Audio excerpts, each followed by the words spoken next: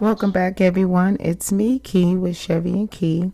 And today I want to share with you all the 5 questions that I wish I asked Chevy's doctors. Not just this year, but 2 years ago when he was given his initial diagnosis. And the first question, one, they gave him the diagnosis of renal cancer. I wish I would have asked them what were the contraindications for treatment, because ultimately they were saying it's just removing the kidney and that's it, because of the 10-inch mass. That was all that they offered in terms of the treatment and the remedy for that. The other question I wish I would have asked is, what were the actual test results from his EGFR tests, his creatine levels, and having them really delve more into why they listed on his medical charts that he had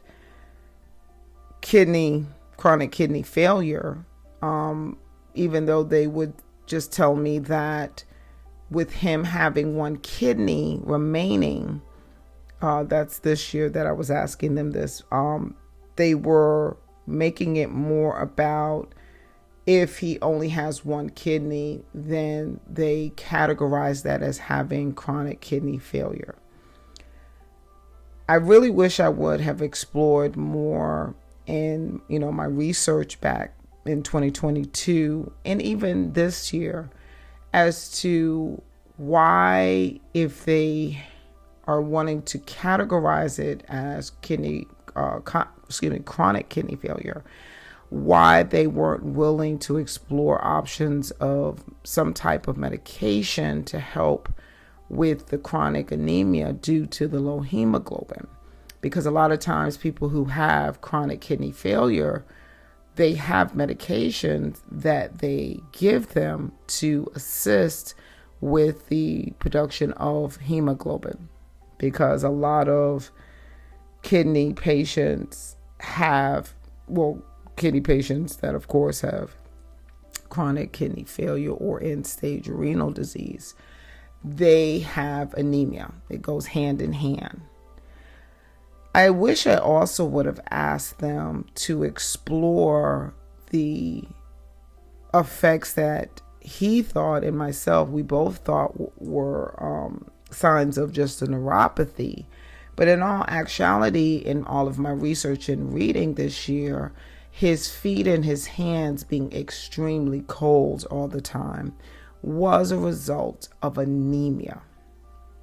And so, with all the different doctors that he saw over the last 6 years of him complaining of this, having milder symptoms back 6-7 years ago, and then of course the last 2 years it was very serious, and he just complained at every doctor's appointment, every admission into the hospital. He always led with his hands and his feet are always cold. That is a sign of anemia.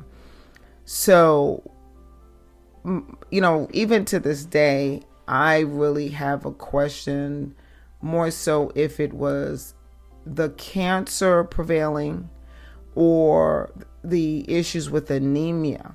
In my humble opinion, I believe that it was the anemia that actually took Chevy out of all of what he was dealing with. Even when he had his heart surgery, it was more about the anemia that he struggled with in months after that surgery in 2019, even with his spinal stenosis surgery. So the anemia was the leading issue, the underlying issue, but also the leading issue. And then even this year, obviously, he suffered greatly with the hemoglobin being low even after blood transfusion. So I wish I definitely would have asked them if they could have provided him with a medical prescription to help him with the anemia, with the low hemoglobin, because they didn't mention that there was any medication that they could give him for that. I also wish that I would have asked them with the location of the tumors. Well, really, they said they were like lesions. They were very small in size, but the location of the lesions, I really wish, and they said that it was in the beginning stage of the lesions appearing and growing. If we could have just approached it with a holistic diet and a holistic herbal treatment, just to get an answer, just to see where their mental was when it came to that level of care, more of a homeopathic approach. I wish I just would have asked them, because they went straight into, obviously, the immunotherapy, even though he ran out of time and wasn't even able to start his immunotherapy. I really wish I would have explored and asked them with Chevy's history, his full history with diabetes, heart disease, spinal stenosis, a broken foot, a stroke. Why didn't they explore, and I wish I would have asked this question in January, why didn't they explore looking into the bone marrow, doing more testing to see if he had possibly a different type of cancer that originated and just possibly, from what we found out, obviously it metastasized, but I just wish I would have asked them if they could have explored more. And this is back in January. I wish I would have asked this question. Going off of his blood work, his primary doctor went off his blood work, and she saw a change in his creatine level. She did explain that to us in January. That's why she sent him to see the oncologist. Before we could even see the oncologist, he was feeling very weak, and the anemia started to prevail again. It was a prevailing issue. So I wish I would have asked the doctors in January, when he went to the hospital on 2 different occasions, to look more into the possibility of the cancer originating somewhere else, not just the kidney. But they were very adamant that this was the renal carcinoma coming back. And to this day, it haunts me, because I really believed that Chevy was going to get better, that we were going to get through this. He was going to be able to get the treatment, and just like in 22, he would recover. And I think with that level of optimism, blind optimism, but not realistic thinking, I missed a lot of signs that we were at the end, that I needed to look for other alternatives and get him out of that hospital and get him to see not necessarily the oncologist again, but someone else who might have been able, nephrologist, getting second or third opinions, basically, is what I wish. But ultimately, I wish I would have asked the doctors what was his expected, or, the life expectancy. When the doctor spoke with us the week of March 17th, I never forget this.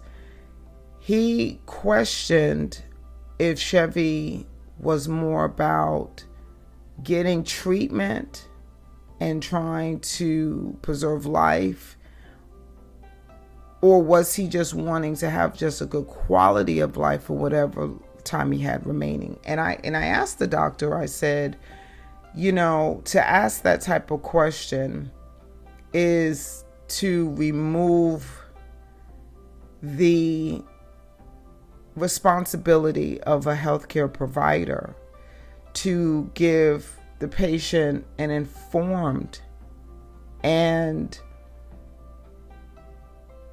direct response to exactly what the patient is looking at. If Chevy knows that he has cancer, but it's very broad still, because it's not that they said, well, you have the renal cell carcinoma that came back and it's spreading rapidly. We see that it's spread within the last, say for instance, 3 months at a rate of such and such. I mean, we didn't even talk that much with the oncologist. And that was my issue. I didn't like the fact that the general doctors at the VA hospital were coming in and leading with a lot of what they were finding in terms of, because they were trying to address the fact, that's another thing, that he had recurring infections with his kidney. And, even seeing the infectious disease doctor, it was more so they didn't allow us to have all the facts and information, but turn around and ask Chevy, what does he want to do? And when you have limited information, it's easy to say something that you wouldn't otherwise say if you had all the information. I was urging by that point in March for us to proceed with treatment. Chevy had pretty much given up. He was very tired of being in the hospital. At that point, he had been in the hospital for 3 weeks. He was just noticeably tired and weak. Once again, chronic anemia. They were giving him blood transfusions, but they led with the idea that he really didn't have any options other than trying to go for the immunotherapy. But if he was too weak for the immunotherapy, then it would be futile. So at the end of the day, I urge you all who are listening, ask and keep asking as many questions. If you have to keep asking the same questions until they really give you answers that are concrete, that are giving you not a very blank or blanket answer, but something that will explain what is going on, what is the outlook.